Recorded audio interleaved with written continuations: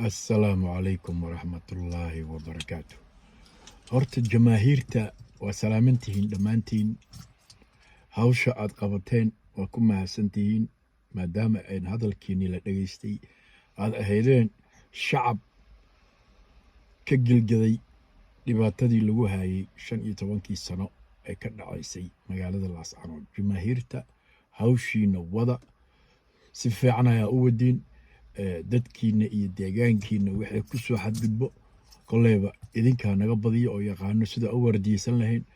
marka jamaahiirta aad baa ugu kalsoonahay, hawl fiican bay wadaan, halala shaqeeyo. jamaahiirta waa dad wadaniya oo dhulkooda jecel, taageersana dowladooda Soomaaliya. xasan sheekh maxamuudna waa arkayseen in maaragtay uu jamaahiirta uu soo taageeray. run iyo been waxay ka tahay ma naqaano, laakiinse koleyba qalbigiisa ilaahay baa og. laakiin afkiisa waxaa ka soo baxay inuu yiri dowladdan iskeed isku magacowday in anagu aan dowlad u nahay oo xasan sheekh maxamuud ahaan aan madaxweyne u ahay. marka ha joojiso cagajuglaynta iyo duqeynta ay ku wado dadka huwan calanka Soomaaliya oo xasan sheekh maxamuud uu madaxweynaha u yahay. hadalkaas kulkulul uu yiri ahub jawaabtoodii ay maqlaan, laakiin qofkii yiraahdo dulmi lagama hadli karo oo yiraahdo qabiil ka dhigo waa qof qalbigiisu eber yahay adduunkan lagu jiro. maantay waxaa u jeediin in madaxweynihii waa u jeediin hadeertaan garabkeegu taagan yahay inuu ogolaaday inuu maantay u yahay Soomaaliya madaxweyne. ma aqaan wax ka keenay, magaaladaa ku qasabtay, warkama hayo. koleyba waxaan oran lahaa dhammaan shacabka SSC weligiin wadani baa ahaydeen, Soomaalinimaa laydinku leynayaa. waxaa weeye hawshaa wadiin waa hawl fiican, waa shacab kacdoonna qofkii ka hor yimaado waa qof maaragtay iska wareersan. waa u jeediin markii shacabkii ku joogay Hargeyso iyo Burco markii kaceen xabad ayaa lagala hortegay, shib ayayna yiraahdeen oo micnaheedu waxay ka dhigan tahay in ay taageersan yihiin Muuse Biixi. sababtoo ah qof haddii la dilo dagaalku waa inuu sii wadaa, laakiin way joojiyeen, shib ayay yiraahdeen. maantayto wax hadala oo saas u xoog badan ay ka yiraahdeen ma jiro aan ka ahayn in ay muufa haloo dubo askarteennii qaranka. war qaranka ay sheegaysiin waa maxannimo yahow. qaran waxaa la yiraahdaa dowladdii maxamed siyaad barre oo ummadda Soomaaliyeed dhan ay wada taageersaneen, ama dowladdii markaa xornimada qaadanay 1960 taasoo kale qaran la yiraahdaa. laakiinse dad iskeed isku magacaabay oo haddana 3 xisbiyo isku xaafada in ay maaragtay ay u dowladayaan shacabkii kale ee dariska la ahaa, wax la aqbali kara maaha.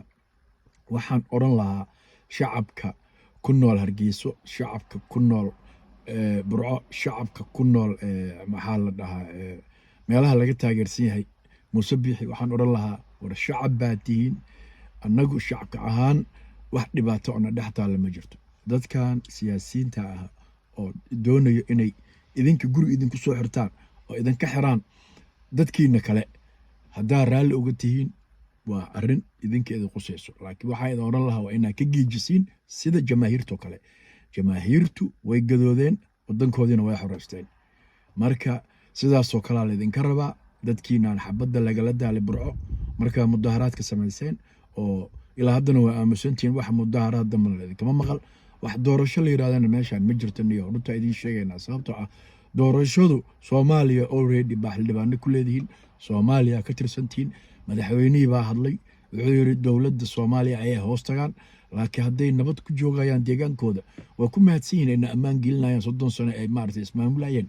dad bay ugu mahadsan yihiin. taas marka ha u malaynina inaad dowlad gooni isku taaga aad tihiin. marka dadka jeebka ka buuxsanaya oo siyaasadda u hogaaminayo oo jeebkoodana ka buuxsanayo, waxaa idinka oran lahaa sida jamaahiirta u kaceen oo kale u kaca. war badan haan ma buuxiyo, haddaa warka aad badasid qaladkaaga ayaa badanayo. aniga koleyba waxaa oran lahaa shacabka Soomaaliyeed dhammaantood kulli waxaan oran lahaa in sida jamaahiirto kale aad u kacdiin, aad iska xoreysiin dadkan siyaasiyiinta beenta oo jeebkooda buuxsanayo. wabilaahi tawfiiq. dhammaan shacabka Soomaaliyeed dhan waa salaamantihiin.